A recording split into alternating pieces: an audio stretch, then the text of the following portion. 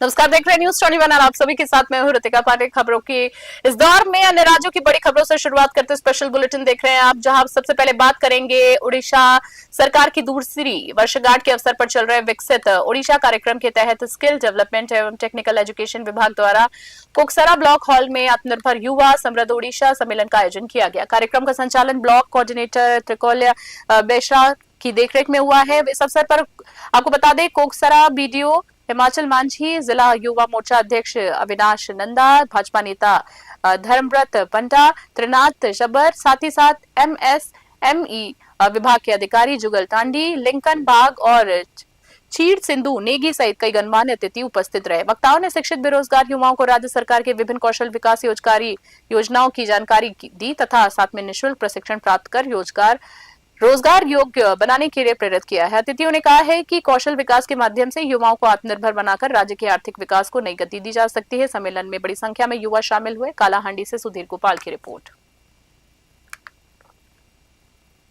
अंतर्राष्ट्रीय योग दिवस के अवसर पर नाराजाबाद की अगर हम बात करें तो रामलीला मैदान में भव्य योग शिविर का आयोजन किया गया। कार्यक्रम में माधवगढ़ विधायक शिव नारायण सिंह ने बड़ी संख्या में उपस्थित लोगों के साथ योगा अभ्यास कर योग के महत्व पर सीधे तौर पर प्रकाश डाला है। वहीं आगे बात करेंगे जहां पर स्वस्थ जीवन शैली अपनाने का संदेश दिया गया है। अपने संबोधन में विधायक ने कहा है कि योग भारतीय संस्कृति की अमूल्य धरोहर है, जो शरीर, मन और आत्मा के संतुलन का सबसे प्रभावी माध्यम है। उन्होंने नागरिकों से नियमित रूप से योग को अपनी दिनचर्या में शामिल करने की अपील की। इस अवसर पर पूर्व जिला अध्यक्ष मनीष सिंह ने भी योग के महत्व पर प्रकाश डालते हुए कहा है कि योग केवल व्यायाम नहीं है बल्कि सकारात्मक और संतुलित जीवन जीने की कला है। कार्यक्रम में नगर परिषद अध्यक्ष, पार्षदगण, जनप्रतिनिधि तथा बड़ी संख्या में नागरिक उपस्थित रहे। सैकड़ों लोगों ने सामूहिक योग अभ्यास कर स्वस्थ, निरोग और जागरूक समाज के निर्माण का संकल्प लिया। महत्वपूर्ण की अगर बात करें पहलुओं की तो उत्साहपूर्ण माहौल में संपन्न हुए शिविर में सभी आयु वर्ग के लोगों ने बढ़ चढ़कर भागीदारी निभाई। उमरिया से राहुल शीतलानी की रिपोर्ट।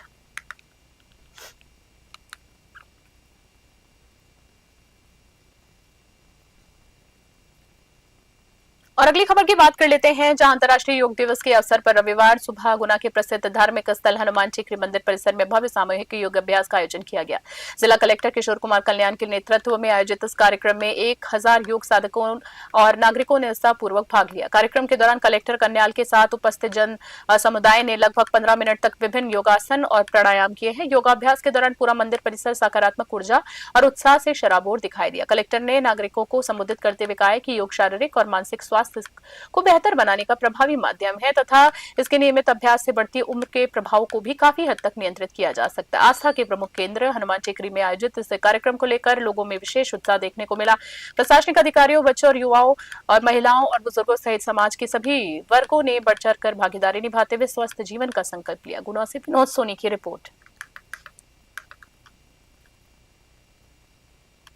आज हम 12वां अंतर्राष्ट्रीय योग दिवस मना रहे हैं। स्वस्थ आयु के लिए योगा फॉर हेल्दी एजिंग, और ये हमारा 12वां अंतर्राष्ट्रीय योग दिवस है। और शुरू से भारत तो योग करता ही आया है, क्योंकि योग विश्व में हमारे भारत की देन है।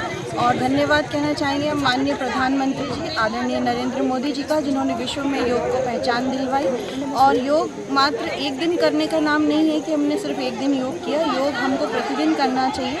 और योग आसन प्राणायाम करने का नाम भी योग नहीं है। योग हमारे जीवन में जब हम सुबह उठते हैं, उठने से लेकर रात को सोने तक चलता है। योग दिवस के अवसर पर टेकरी सरकार के प्रांगण में लगभग 1000 से ज़्यादा पार्टिसिपेंट ने आज भाग लिया और सभी प्रसन्नचित्त थे।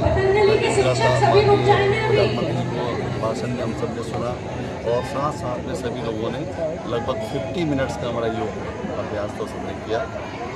आज का जो मेन थीम है योगा 365 फॉर हेल्दी एजिंग, मतलब यदि आप स्वस्थ रहना चाहते हैं, यदि आप 40 की उम्र में हैं तो 20 वर्ष का फीलिंग हो, 50 के हैं तो 30 का फीलिंग हो। आज हम 12वां अंतर्राष्ट्रीय योग दिवस मना रहे हैं। स्वस्थ आयु के लिए योगा फॉर हेल्दी एजिंग। और अगली खबर की बात करते हैं, देशव्यापी पेपर लीक विवाद के बाद रविवार को गुना जिला के 5 परीक्षा केंद्रों पर नीट 2026 की री एग्जाम परीक्षा कड़ी सुरक्षा के बीच में शांतिपूर्ण तरीके से संपन्न हुई। परीक्षा में करीब 1800 अभ्यर्थियों ने भाग लिया है। उल्लेखनीय यह है कि 3 मई को आयोजित परीक्षा में सामने आई गड़बड़ियों के चलते इसे रद्द करने का दोबारा परीक्षा करवाई गई थी। इसकी वजह से करीब 1.5 महीने बाद परीक्षा देने पहुंचे अधिकांश छात्र छात्राओं में उत्साह देखने को मिला। वही बात करें तो कुछ अभ्यर्थियों ने पेपर लीक प्रकरण के हुए मानसिक तनाव को लेकर नाराजगी भी जताई। परीक्षा की पारदर्शिता सुनिश्चित करने के लिए सभी केंद्रों पर सीसीटीवी कैमरे की निगरानी की गई, कंट्रोल रूम की व्यवस्था की गई। जिला कलेक्टर किशोर कुमार कन्याल द्वारा नियुक्त अधिकारी दिन भर परीक्षा केंद्रों की निगरानी करते रहे, जबकि पुलिस बल ने सुरक्षा व्यवस्था संभाली। बाहर आए परीक्षार्थियों ने उनके अभिभावकों की सुविधा के लिए प्रशासन ने केंद्र परिसर में हो रही भोजन और पेयजल व्यवस्था की और साथ ही साथ जिसकी अभ्यर्थियों और परिजनों ने सराहना की है। गुना से विनोद सोनी की रिपोर्ट।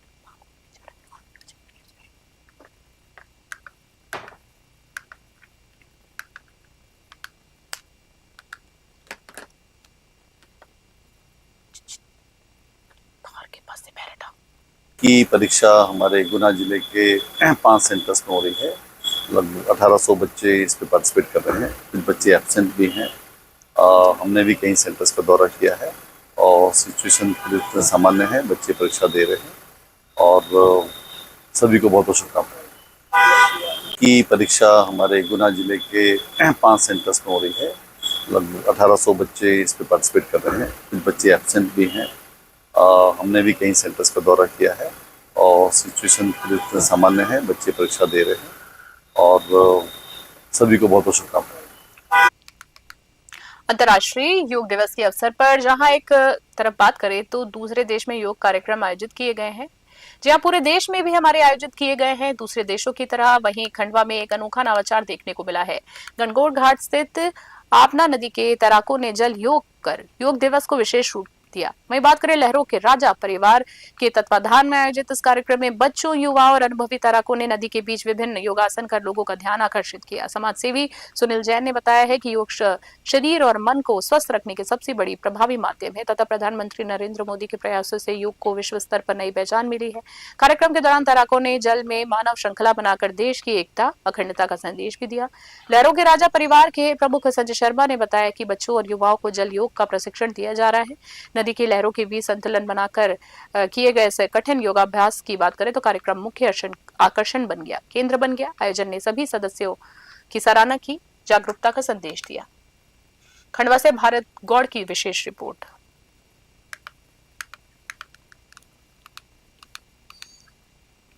और अगली खबर की बात कर लेते हैं। आजाद जिले के पचामा में एक सनसनीखेज वारदात सामने आई, जहां लाडली बहन योजना की राशि निकालने बैंक पहुंची एक महिला के पूर्व पति और वर्तमान ससुराल पक्ष के बीच हुए विवाद में एक युवक की मृत्यु हो गई। दुखद खबर है। जानकारी के अनुसार थूना कला निवासी महिला अपने देवर धर्मेंद्र मालवीय के साथ बैंक पहुंची थी। इस दौरान उसका पूर्व पति बबलू भी वहां आ गया। बताया जा रहा है कि बबलू और धर्मेंद्र के बीच किसी बात को लेकर विवाद शुरू हो गया, जो देखते ही देखते हिंसक झड़प में बदल गया। आरोप है कि धर्मेंद्र ने बबलू के पेट में चाकू मार दिया। गंभीर रूप से घायल बबलू को अस्पताल ले जाया गया, लेकिन रास्ते में उसने दम तोड़ दिया।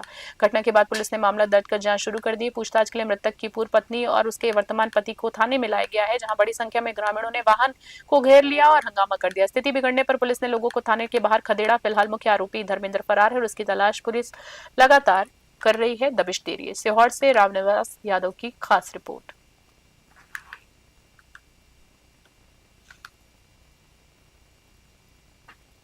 अगली खबर की बात कर लेते हैं, जहां जिले के जावदा विधानसभा क्षेत्र के बांगरेट गांव में आयोजित सामुदायिक स्वास्थ्य केंद्र के भूमि पूजन कार्यक्रम के दौरान बीजेपी विधायक और पूर्व मंत्री ओम प्रकाश ने ग्रामीणों ओम प्रकाश को ग्रामीणों के भारी विरोध का सामना करना पड़ा। कार्यक्रम की बात करें, जैसे ही विधायक ने विकास कार्यों पर संबोधन शुरू किया, ग्रामीणों ने अस्पताल तक पहुंचने के लिए सड़क नहीं बनने का मुद्दा उठाते हुए नाराजगी जता डाली। ग्रामीणों का कहना था कि अस्पताल भवन का निर्माण तो किया जा रहा है, लेकिन वहां तक पहुंचने के लिए आज भी पक्की सड़क उपलब्ध नहीं है। जब आज से असंतुष्ट ग्रामीणों ने मंच के सामने विरोध प्रदर्शन शुरू कर दिया और नारेबाजी लगाने लग गए। स्थिति को धीरे धीरे तनावपूर्ण देखते हुए जिसके बाद कार्यक्रम का माहौल और बिगड़ गया। प्रत्यक्षदर्शियों के अनुसार आक्रोशित लोगों ने विधायक के खिलाफ नारे लगाए और क्षेत्र में विकास कार्यों की अनदेखी का आरोप लगाया। मौके पर मौजूद लोगों को विधायक समर्थकों के बीच तीखी बहस और धक्का मुक्की भी हुई। बढ़ते विरोध को देखते हुए विधायक को कार्यक्रम के बीच में ही छोड़कर जाना पड़ा। पुलिस और प्रशासनिक अधिकारियों ने स्थिति को नियंत्रित कर मामले को शांत कराया। नीमच से ब्यूरो रिपोर्ट।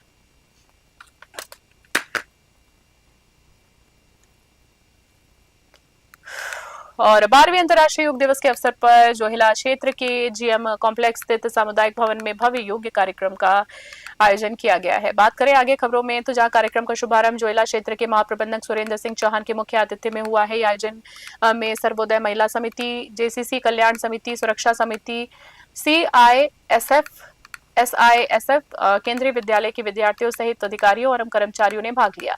कार्यक्रम में योगाचार्य पंडित जयराज तिवारी ने विभिन्न योगासन, प्राणायाम और ध्यान का अभ्यास कराया तथा योग के शारीरिक, मानसिक और आध्यात्मिक लाभों की जानकारी दी। उन्होंने सभी से नियमित योग को जीवन का हिस्सा बनाने का आह्वान किया है। अतिथि सुरेंद्र सिंह चौहान ने कहा है कि योग भारतीय संस्कृति के अमूल्य धरोहर है और स्वस्थ संतुलित जीवन का आधार भी है। उन्होंने सभी से नियमित योगाभ्यास कर स्वस्थ जीवन शैली अपनाने की अपील की। कार्यक्रम का समापन समारोह की बात करें तो सामूहिक योगाभ्यास और धन्यवाद ज्ञापन के साथ हुआ। नौराजाबाद से राहुल शीतलानी की रिपोर्ट।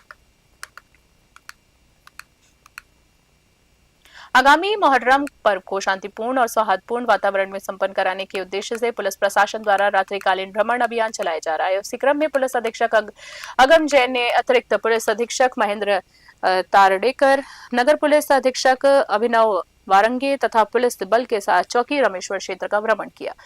भ्रमण के दौरान अधिकारियों ने स्थानीय नागरिकों से संवाद कर क्षेत्र की सुरक्षा व्यवस्था का जायजा लिया। पुलिस अधीक्षक ने लोगों से अवैध गतिविधियों से दूर रहने तथा किसी भी संदिग्ध या गैर कानूनी गतिविधि की जानकारी तुरंत पुलिस को देने की अपील की। उन्होंने कहा है कि त्योहारों के दौरान शांति, सौहार्द, कानून व्यवस्था बनाए रखना सभी का जिम्मेदारी है। पुलिस अधिकारियों ने आमजन को सुरक्षा संबंधी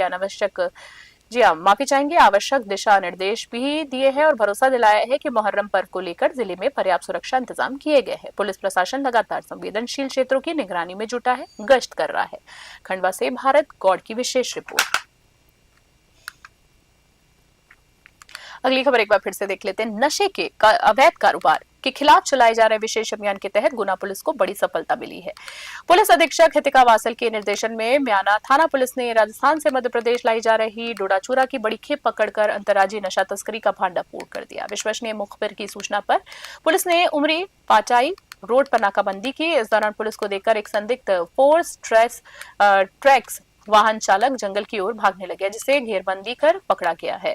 वाहन की तलाशी की अगर हम बात करें, तलाशी में 7 प्लास्टिक के बोरों में भरा 106 किलो 460 ग्राम अवैध मादक पदार्थ डोडाचूरा बरामद हुआ है। पुलिस ने मौके से राजस्थान के 12 निवासी तस्कर देव सिंह बंजारा को गिरफ्तार किया। बरामद डोडाचूरा की कीमत लगभग 55 लाख रुपए तथा तस्करी में प्रयुक्त वाहन की कीमत करीबन 15 लाख रुपए आकी गई है। पुलिस ने कुल 70 लाख रुपए का मशूरका जब्त कर आरोपी और उसके फरार साथियों के खिलाफ एनडीपीएस एक्ट के तहत मामला दर्ज कर जांच शुरू कर दी है। गुना से विनोद सोनी की रिपोर्ट देख रहे हैं आप। नशों के विरुद्ध गुना पुलिस लगातार कार्रवाई कर रही है और इसी के तहत म्याना थाना पुलिस को सूचना मिली थी कि एक खेप जो है डोडाचूरा की वो राजस्थान से गुना की तरफ आ रही है, जिसमें पुलिस ने घेराबंदी करके उसको गाड़ी को रुकवाया और गाड़ी को रोककर जब उसकी सर्चिंग हुई तो उसमें 7 कट्टे जो थे डोडाचूरा के पाए गए, जिसकी जो कुल वॉल्यूम थी वो 106 किलो डोडाचूरा था, जिसकी टोटल वैल्यू 50 लाख थी। इसके साथ ही जो वाहन है वो भी जब्त किया गया, जो कि फोर्स ट्रैक्स करके वाहन था। नशों के विरुद्ध गुना पुलिस लगातार कार्रवाई कर रही है और इसी के तहत म्याना थाना पुलिस को सूचना मिली थी कि एक खेप जो है डोडाचूरा की वो राजस्थान से गुना की तरफ आ रही है, जिसमें पुलिस ने घेराबंदी करके उसको गाड़ी को रुकवाया और गाड़ी को रोककर जब उसकी सर्चिंग हुई तो उसमें 7 कट्टे जो थे डोडाचूरा के पाए गए, जिसकी जो कुल वॉल्यूम थी वो 106 किलो डोडाचूरा था, जिसकी टोटल वैल्यू 50 लाख थी। इसके साथ ही जो वाहन है वो भी जब्त किया गया, जो कि फोर्स ट्रैक्स करके वाहन था। नशों के विरुद्ध गुना। अगली खबर की बात कर लेते हैं। जिले के सालेवर्डी क्षेत्र में कथित रूप से मुरूम उल्लंघन का मामला चर्चा का विषय बना हुआ है। स्थानीय लोगों और सूत्रों के अनुसार क्षेत्र में बड़े पैमाने पर उल्लंघनीय जी आपको बता दें उत्खनन गतिविधियां संचालित होने के आरोप जो है वो लगाए जा रहे हैं। इसको लेकर राजस्व विभाग की कार्यप्रणाली पर भी गंभीर सवाल खड़े किए जा रहे हैं। आरोप है कि संबंधित अधिकारियों की निष्क्रियता के कारण उत्खनन गतिविधियों को बढ़ावा मिल रहा है। आपको बता देते हैं, जहां हालांकि इन आरोपों की आधिकारिक पुष्टि नहीं हुई है, लेकिन स्थानीय स्तर पर मामले की निष्पक्ष जांच की मांग जो है लगातार उठ रही है। क्षेत्र के नागरिकों का कहना है कि यदि अवैध उत्खनन हो रहा है तो इससे पर्यावरण और सरकारी राजस्व दोनों को नुकसान जा रहा है। बता दें, ऐसे में जिला प्रशासन और संबंधित विभागों से पूरे मामले की गंभीरता से जांच की आवश्यकता बताई जा रही है। कार्रवाई की मांग की जा रही है। लोगों की नजर प्रशासनिक अधिकारियों के जिला प्रशासन की आगामी कार्रवाई पर टिकी है। भंडारा से हंसराज की रिपोर्ट।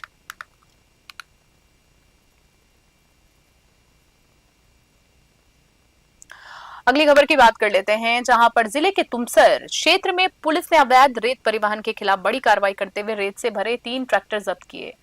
ऑल आउट ऑपरेशन के तहत मिली गुप्त सूचना के आधार पर पुलिस ने पवनारा फाटा क्षेत्र में छापेमारी कर यह कार्रवाई की है। पुलिस जांच में ट्रैक्टरों के माध्यम से अवैध रूप से रेत परिवहन किया जाना पाया गया। कार्रवाई के दौरान रेत और वाहनों के सहित करीब 22,21,000 रुपए का मुद्देमाल जब्त किया गया है। पुलिस ने मौके पर आवश्यक कार्रवाई करते हुए संबंधित आरोपियों के खिलाफ मामला दर्ज किया। अधिकारियों के अनुसार अवैध खनन और रेत तस्करी के खिलाफ अभियान लगातार जारी रहेगा। और इस कार्रवाई के बाद क्षेत्र में अवैध रेत कारोबार से जुड़े लोगों में हड़कंप मच गया। पुलिस मामले की जांच कर रेत के स्रोत और इनमें शामिल अन्य लोगों की भूमिका की पड़ताल करे। भंडारा से हंसराज की रिपोर्ट। भंडारा गोंदिया स्थानीय स्वराज संस्था विधान परिषद चुनाव में 100% मतदान के बाद हुई मतगणना में महायुति के उम्मीदवार अविनाश ब्राह्मणकर ने 302 वोट प्राप्त कर शानदार जीत हासिल की। कुल 457 मतदाताओं वाले इस चुनाव में बड़ी संख्या में जनप्रतिनिधियों ने उनके पक्ष में मतदान का भरोसा जताया है। चुनाव परिणाम घोषित होते ही महायुति समर्थकों और कार्यकर्ताओं में खुशी की लहर दौड़ गई है। विभिन्न स्थानों पर मिठाइयां बांटी गई और जीत का जश्न मनाया गया। समर्थकों ने इसे महायुति की नीतियों और विकास कार्यों की जनता के विश्वास की जीत बताया। राजनीतिक दृष्टि से इस परिणाम को क्षेत्र में महायुति की मजबूत पकड़ का संकेत माना जा रहा है। चुनाव में मिली सफलता के बाद कार्यकर्ताओं में उत्साह का माहौल है और आने वाले राजनीतिक अभियानों को लेकर सकारात्मक संदेश दिया गया। भंडारा से हंसराज की रिपोर्ट। हम सभी महायुति के जितने भी कार्यकर्ता हैं, ये यही संदेश देना चाहते हैं कि हम सभी, भले ही ये स्थानिक स्वराज्य संस्था का चुनाव हो, लेकिन हम सभी गांव के लोगों के साथ, किसानों के साथ, मजदूरों के साथ और हमारी जितनी भी स्थानिक स्वराज्य संस्था में जितने भी नगर पंचायत है, जिला परिषद है या पंचायत समिति के सभापति, हम सभी लोगों के साथ में खड़े रहेंगे। विजय भारतीय जनता पार्टी महायुतीचा विजय आहे, सर्व कार्यकर्त्यांचा विजय आहे, सर्व जिल्हा परिषद सदस्य, सर्व नगरपंचायतचे सदस्य, सर्व मतदारांचा हा विजय आहे आणि निश्चितच एक भंडारा गोंदिया जिल्ह्यासाठी एक अविनाश ब्राह्मणकरांच्या रूपामध्ये एक खरं शेतकरी पुत्र, एक भूमिपुत्र यावेळेस प्रतिनिधित्व दिलं, यावेळेस त्यांना आमदार केलं। हम सभी महायुति के जितने भी। अगली खबर की बात कर लेते हैं, जहां भंडारा गोंदिया स्थानीय स्वराज संस्था विधान परिषद चुनाव में कांग्रेस समर्थित अपक्ष उम्मीदवार नरेश को 154 वोट प्राप्त हुए हैं। चुनाव परिणाम के बाद कांग्रेस खेमे ने इस प्रदर्शन को अपने बढ़ते जनाधार का संकेत बताया। इस अवसर पर सांसद प्रशांत पंडोले ने दावा किया है कि चुनाव के दौरान भाजपा के करीब 50 वोट टूटे हैं और क्रॉस वोटिंग हुई है। उन्होंने कहा है कि यह परिणाम क्षेत्र में कांग्रेस के प्रति बढ़ते समर्थन को दर्शाता है और भविष्य की राजनीति के लिए महत्वपूर्ण संकेत देता है। सांसद पंडोले ने विश्वास जताया कि कांग्रेस का जनाधार लगातार मजबूत हो रहा है और आने वाले चुनाव में पार्टी को इसका लाभ मिलेगा। उन्होंने कहा है कि जनता का रुझान बदलाव की ओर है और भविष्य में कांग्रेस की जीत सुनिश्चित होगी। चुनाव परिणाम के बाद क्षेत्र में राजनीतिक चर्चाएं तेज हो गई हैं। भंडारा से हंसराज की विशेष रिपोर्ट।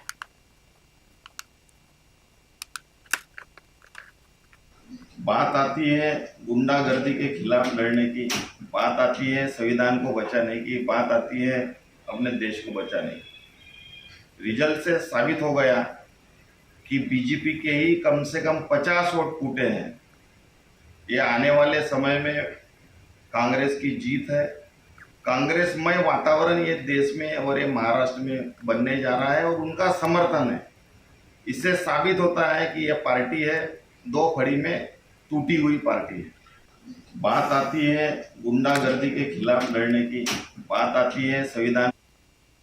और अगली खबर की बात कर लेते हैं, जहां पर भंडारा गोंदिया स्थानीय स्वराज संस्था विधान परिषद चुनाव में महायुति के उम्मीदवार अविनाश ब्रह्माकर ने 302 वोट हासिल कर शानदार जीत हासिल की है, दर्ज की है। चुनाव परिणाम घोषित होते ही महायुति कार्यकर्ताओं और समर्थकों में उत्साह की लहर दौड़ गई।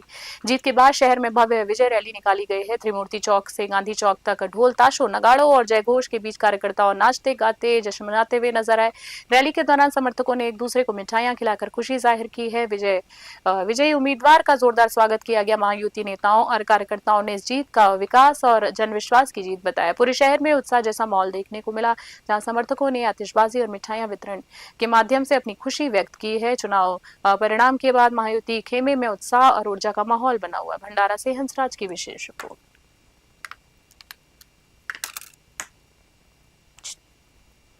स्पेशल बुलेटिन में इतना ही। बने रहिए न्यूज़ 21। नमस्कार, जय हिंद, जय भारत।